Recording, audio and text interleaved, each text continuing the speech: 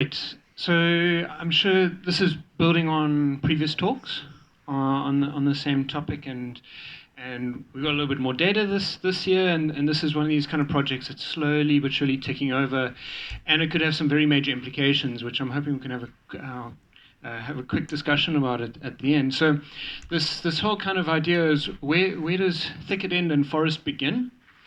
And so here's an example of kind of valley thicket. We've got a speckbum in there. And this is not a forest. This is mesic thicket. And yet, if we take... Wow, I just did press that once. So if we then take... I wasn't touching it. Okay, so this thing is really... Okay, so if we take one of Africa's top forest ecologists, Kurt Geldenhuys, who's studied the Cape South Coast forests, and he's gone all the way up into Central Africa and has done extensive mapping all through Africa. So take Kurt into mesic thicket, and he's looking very unimpressed there because I've taken him around showing him mesic thicket for 3 days, and he says, Alistair, can you stop showing me scrub forest and show me where some of this thicket stuff is? And that's actually been the problem, is that large portions of thicket have been ignored by the forest ecologists, mostly because when you get to there's Kurt hugging a pup here, just out of interest. It's one of the biggest puppies I've come across. But when you've got to work in this stuff at the kind of lower end, it's very painful. Literally painful to work in. So I think the forest ecologists really like sticking to the tall stuff and the super tall stuff because it's easier to work in. So just kind of physiognomically, savannas have got this kind of grassland and trees dotted around in it. Forest, the way we think about it, is that we can walk through this understory, and thicket is very impenetrable. The stories of early travelers getting lost in thicket and dying of thirst and being eaten by lions and what. It's not a great vegetation to work in and to move through. So just to recap quickly, is that we have 3 major vegetation types. We have the arid thicket, which is in yellow. We have the valley thicket here in green. So this kind of yellow and green is where kind of we do get areas that are dominated by speckbum. This is where most of the speckbum restoration is being focused. And then we have these large areas that are called mesic thicket. They're just called thicket in this map, but the mesic thicket, which is these areas are huge. If we were to include them in under the forest biome, we'd effectively add something like 80% of the area of the extent forest biome. So we'd almost double the forest biome in South Africa. So there are just putting that out there for implications. I really just pressed that once. Okay, I'm going to say next slide, because this is okay. So in terms of background, I'm just going to show you data from 2 methods. So in Abdul Latif Ismail's MSc, we developed a new way of sampling vegetation, which we called this rapid 10-point frequency sampling. And we're using that to investigate, to get a data set on this. And then I've been pulling all the 10 by 10 meter plots of people who've been very brave and have been sampling this vegetation for quite a while. So I'm just going to share that. I'm not going to talk too extensively about the rapid 10, other than what it is that we go and put a bunch of poles down, and every single plant that is within a meter of this pole, or there's some indication that these plants are interacting either by shading each other or likely by root interactions, get recorded. And so you can find 10 to 15 species around that pole.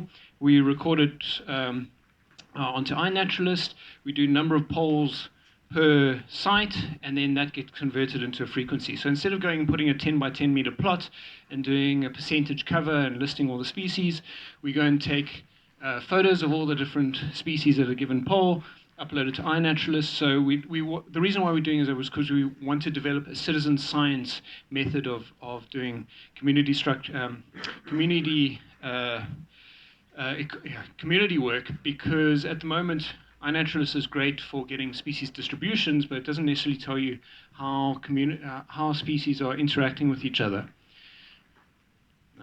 Okay, Okay, sorry everyone, this is, oh, no, okay.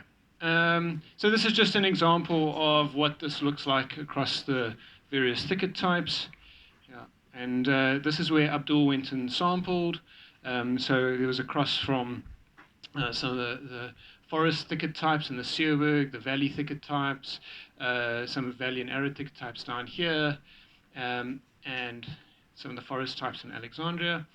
And this is the ordination that he produced. I just realized that we're all throwing ordinations up here without really explaining what they mean.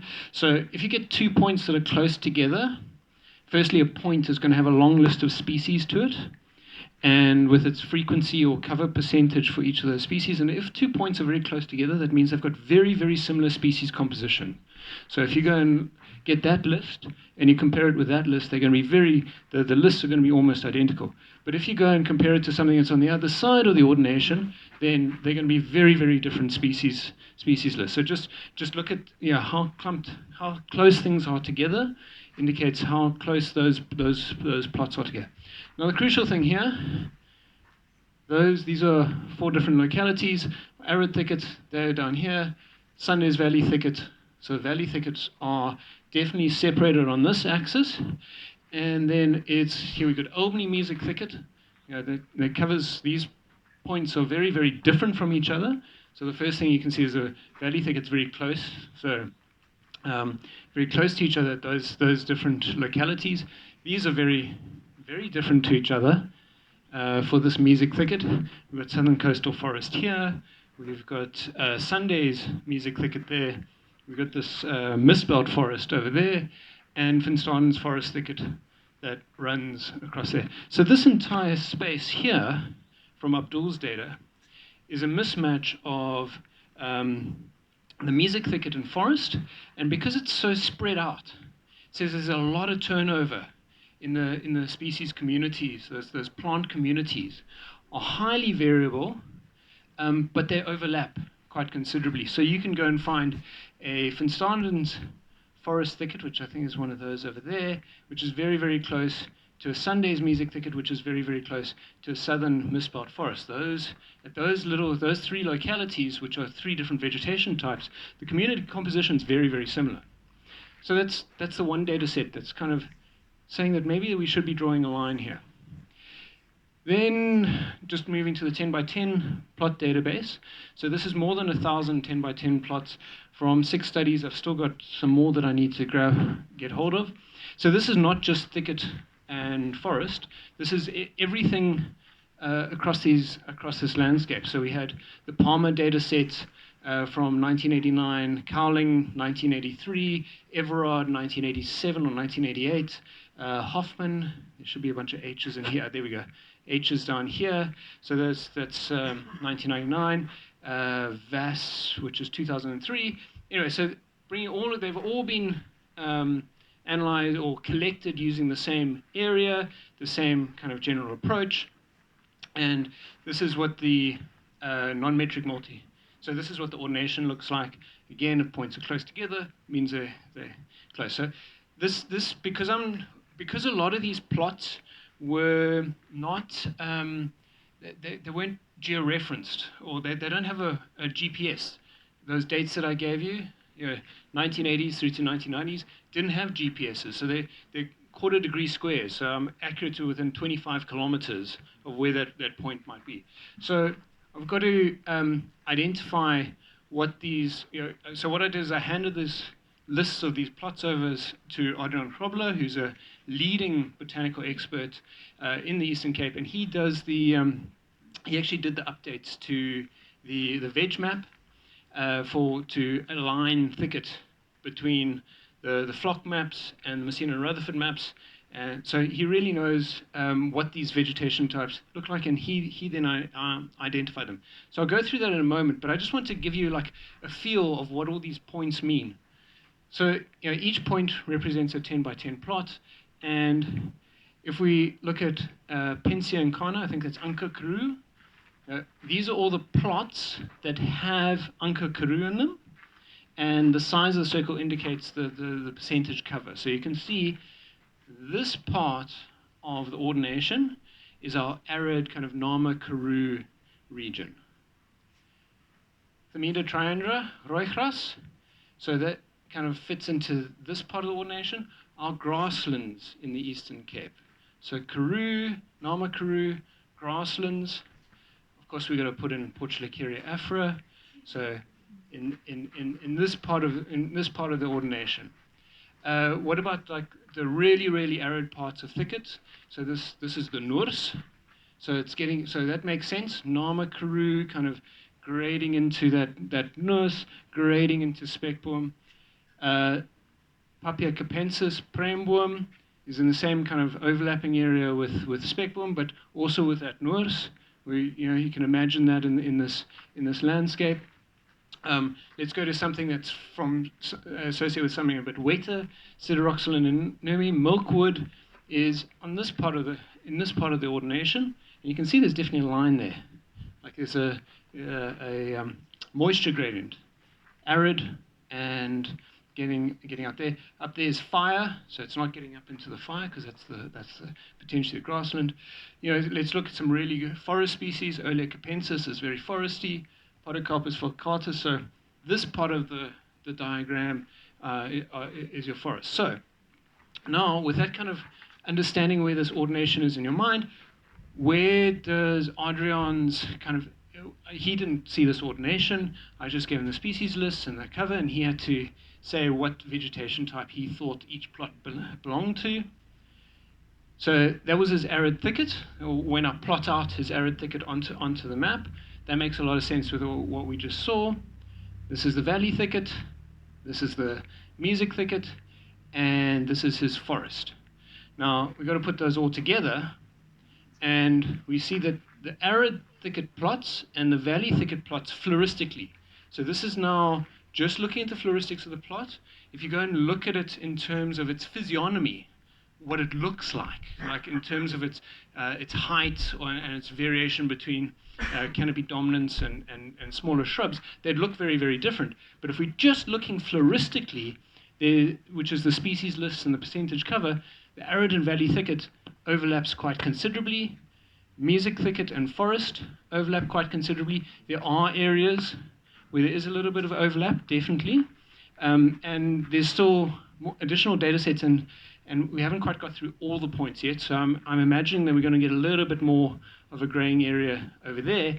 But mesic thicket and forest definitely align far closer to each other than to valley thicket. And arid and valley thicket kind of match up. So I think there's a very good case to be made for separating out the mesic thicket, potentially putting it into the forest biome.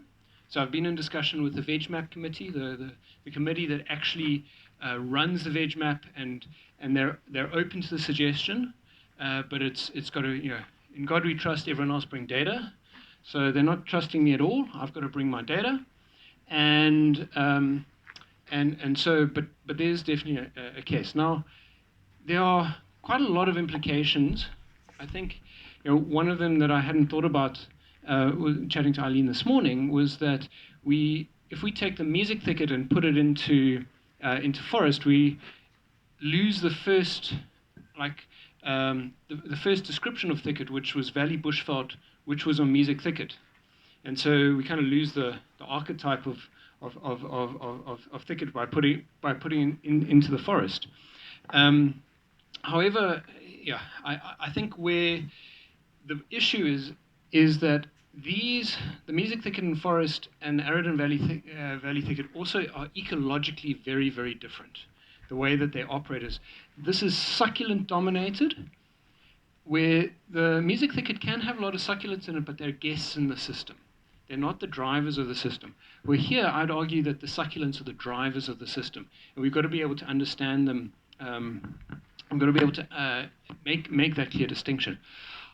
I think it was I said last year that we had a branding problem, and it came down to the name. So officially, it's Albany Thicket, which internationally means nothing. You ask anyone what it means, what does that mean to them? It doesn't make any sense.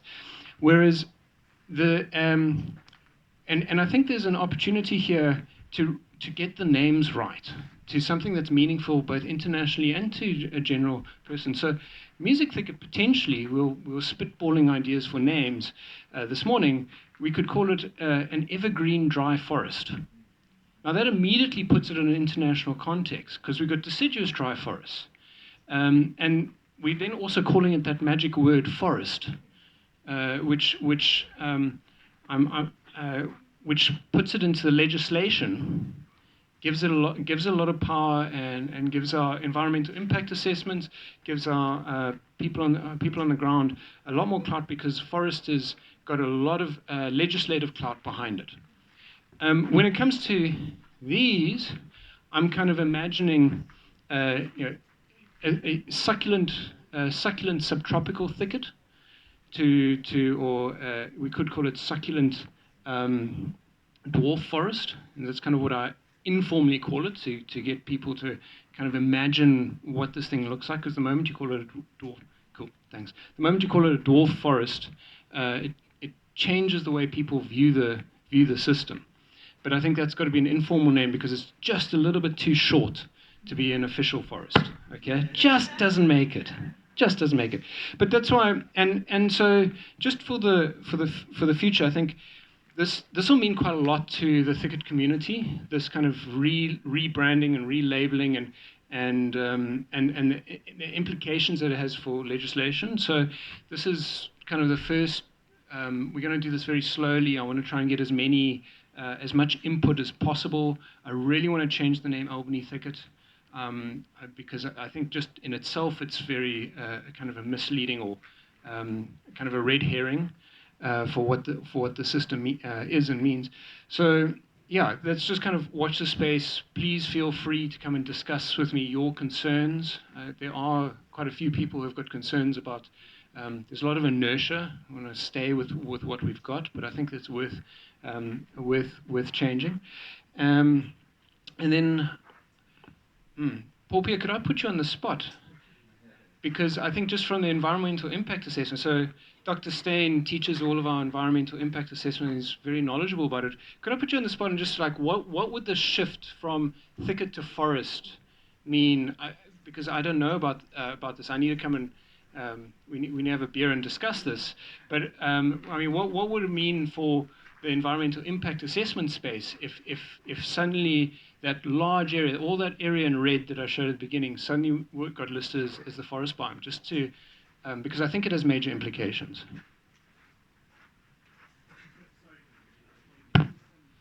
Yeah, forest of course has its own act. I mean, so and the forestry guys are pretty tough. So whereas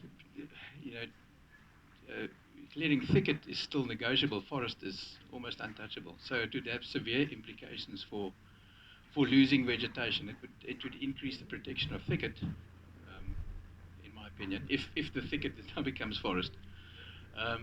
Some of it, yeah. But you've seen now with the clearing and the big debate as to whether it's thicket or forest for developers. You're opening up a can of worms for sure. So I think that's exactly the response I was looking for, because this isn't, doing a shift like that and shifting things in legislation. It affects landowners. We need to bring in agriculture, agri-EC, and we need to consult quite widely, because we don't know suddenly someone's had a thicket on their land forever, and now suddenly they have a forest on their land, and it changes what they can do on that land quite considerably. So, even though this ecologically, floristically, all of it makes sense, it could have very wide-ranging impacts. So we just got to be aware of that. Thanks, Alistair.